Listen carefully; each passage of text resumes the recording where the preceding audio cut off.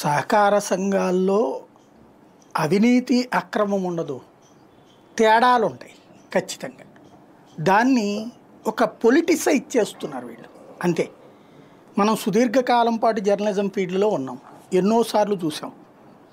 ఈ సహకార బ్యాంకులు కానీ సహకార సంఘాలకు కానీ టోటల్ అన్నీ ఒక పార్టీ చేతిలో ఎప్పుడూ ఉండవు.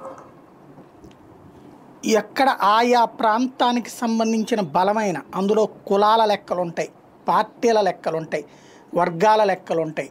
ఆ ప్రాంతంలో ఉండేటటువంటి జట్టు కట్టుకున్నటువంటి వ్యక్తుల చేతుల్లో ఉంటాయి అవి. ఇందులో కేంద్రం చెప్పిందనినో రాష్ట్రం చెప్పిందనినో ఏమీ జరగవు. అక్కడ ఫైనల్గా అవి రిజర్వ్ బ్యాంక్ నామ్స్ ప్రకారమే జరగాల్సి ఉంటుంది.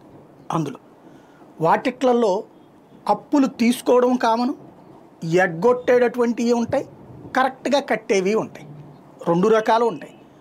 నాకు తెలిసి నేను అనేక సార్లు స్టోరీలు రాశా, అనేక సార్లు వాటికి సంబంధించినటువంటి ఆ సొసైటీల మీద వార్తలు రాయడం, ఆ తర్వాత వాళ్ళ మీద ఇన్స్పెక్షన్స్ చేయడం, ఆ తర్వాతన పట్టుకోవడం. ఇవన్నీ ఏం జరుగుతుంటుంది, ఎవడు పాలక మండలిలో ఉంటాడో వాడికి బంధువులు వాడి వాళ్ళందరికీ ఇప్పించుకుంటాడు లోన్స్.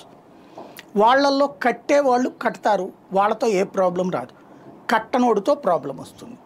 ఇక రైతులకు అంటారా, సహకార సంఘాలకి అనేది ఒక రకమైనటువంటి ఎసెట్ వాళ్ళకి. ఎట్లాగంటే ఇప్పుడు మీరు ఒక ప్రభుత్వ బ్యాంకులో నుంచి తీసుకున్నారనుకోండి, తీసుకున్నాక ఇన్ టైంలో కట్టకపోతే మీ సిబిల్ స్కోర్ ఎగిరిపోతుంది, మిగతాది ప్రాబ్లం ఉంటుంది.